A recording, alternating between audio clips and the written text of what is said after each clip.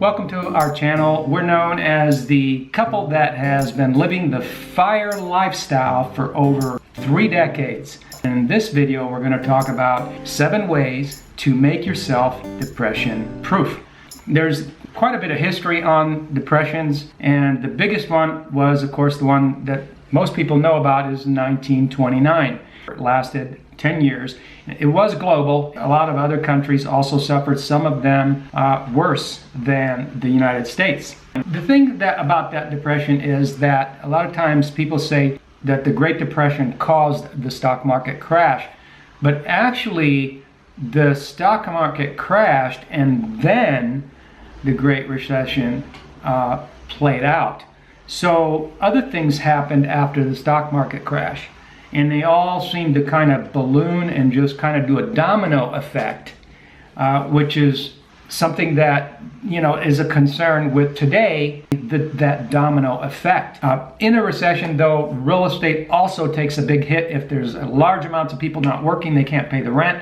A lot of people in the Depression era, families were just piling up all together in one house in order to, you know, for survival. And so the lower end housing stays rented, but every other house, you know, rents have to come down or they stay vacant. If you're running a tight ship and you're running a very lean enterprise, right?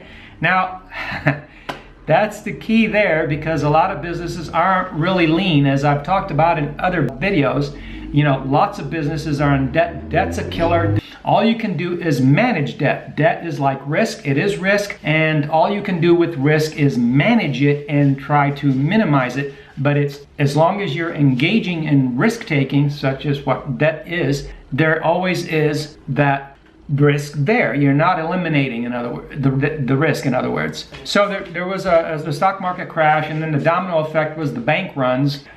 You know, there were just thousands of banks that failed, and there were bank runs. People decided, oh my gosh, you know, all these people losing this money in the stock market, I better grab my money because, you know, I don't want to invest it in the stock market. So anyway, there was bank runs. Now, this has played out more than once. This is a recurring theme that happens over and over, and that's why we're tying it in with this discussion of, is this, you know, going to play out as a Great Depression? Long story short, the whole economy sort of imploded, and there was this period because people first started out losing all their money in the stock market, and then people got super conservative, pulled their money out of the bank, didn't trust anything, and then they stopped buying because they didn't have any money, and then, you know, industry kind of, you know, everything went downhill for a while. The domino effect is really important to pay attention to, because you just don't have a concept of, you know, within the space of a time frame that other things can happen. If a recession is prolonged, then other things could happen. Like, for example, a big, huge drought came around, and it was called the Dust Bowl. After a few years of depression, this huge drought came around, and it just really hit the farmers really, really hard back then. And so there are things like that are in the works also today. So any of those things could happen. I'll make another video about it, but there's the potential for other circumstances, other domino effect issues that are on a grand scale, you know, could easily cause, you know, just what would normally be just a normal recession to go much, much deeper and turn into, you know, a depression.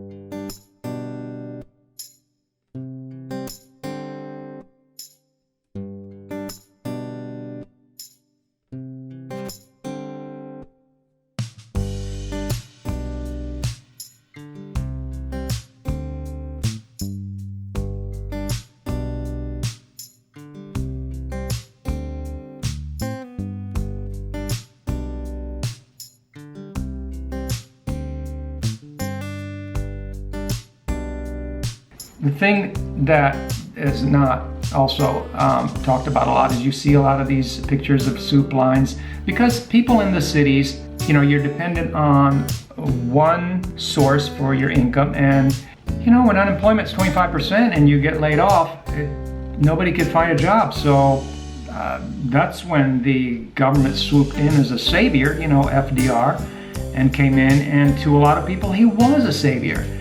because he did things to help people like that in cities that were devastated. But remember that I said earlier, people that were out in the country that were self-sufficient and were not in debt and ran a lean ship, a tight ship, we're not having these problems. So that brings us to the 7 ways to make ourselves depression proof, or at the very least, depression resistant. You know, I'll watch us say water resistant instead of proof. So I'm going to give you 7 ways to do that, and it entails learning, or be sure that you can, just spend some time acquiring certain skills that are the type of skills that as a society, as a culture, a lot of people have kind of swept under the rug and forgotten about. A lot of people in the States especially, there's so many people that they just go out to eat all the time. Don't underestimate these. Learning how to cook, number 1. This is amazing. I love to cook. You know why? Because I love to eat.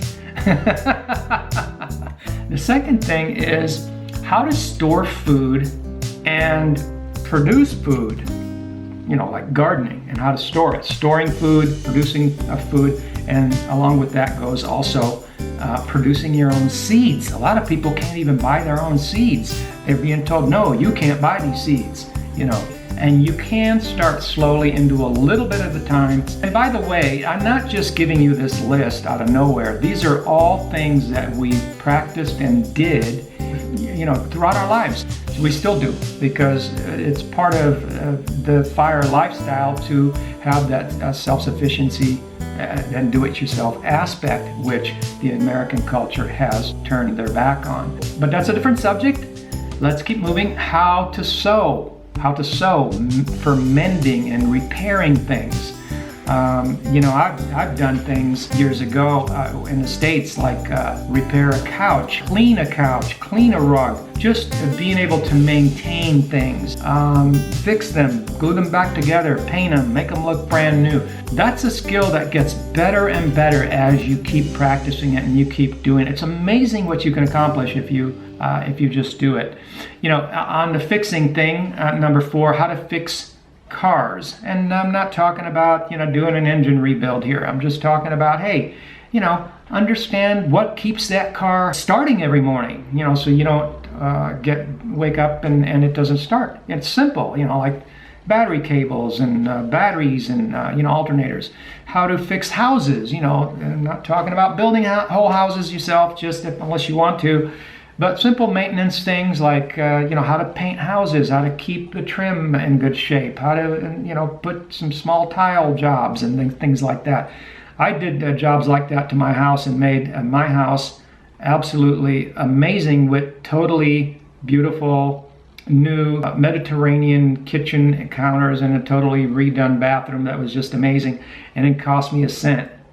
So, but how to have and keep clean water. I did things like I had a 40-foot pool, and in the hot 100-degree summer, the water would evaporate, and your water bill, if you keep filling it that way, it's going to go way up. So I just put like a 8-foot. I extended my rain gutter, and people would come over and kind of look at it like, interesting. One guy said, "Does that work?" Yes, absolutely, it worked. Every time we had rains, the pool got topped off all the way to the top. Never had to use the hose.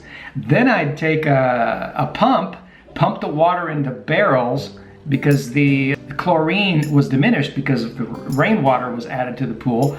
And so I let it sit in the barrels until summer, and that's what I would use to water my garden during a drought, because we used to get 8-week droughts, in the South. And everything would die unless you want to sit there and just put a couple extra $100 on your water bill, which defeats the purpose in a way. And so I had extra water sitting there, and my plants, we had a drought. Everybody had a drought, but my garden was just flourishing. Just to tell you, I've been there and done all these things. And and going forward, if there's issues with utility companies, how to have clean water, things like filtering water, cleaning water.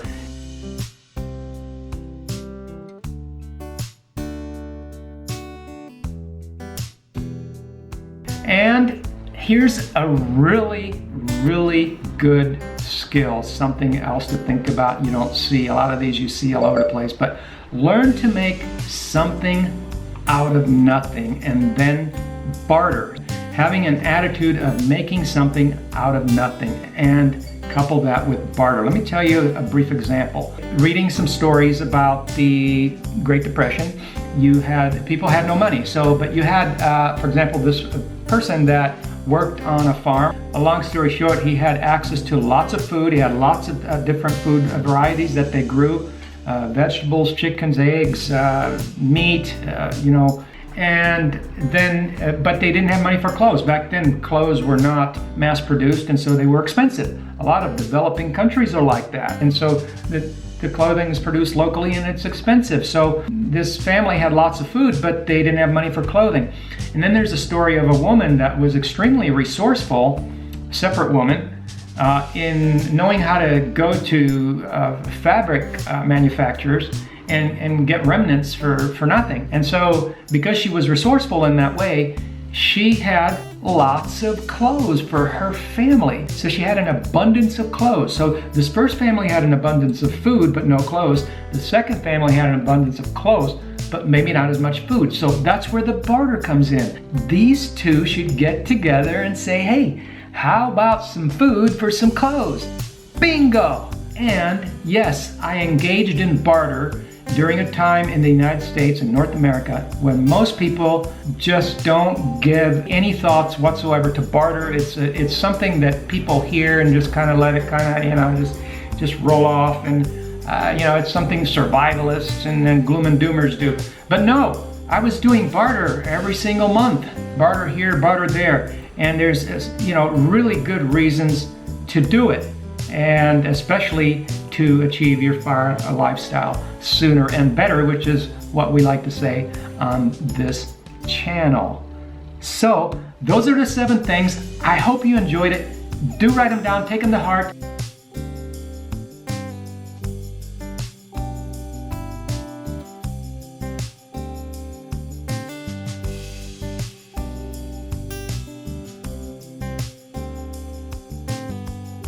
If you liked the video, you know what to do. Let us know in the comments. I'd love to talk to you about this. If you have any input on this, I'll be happy to answer your comments.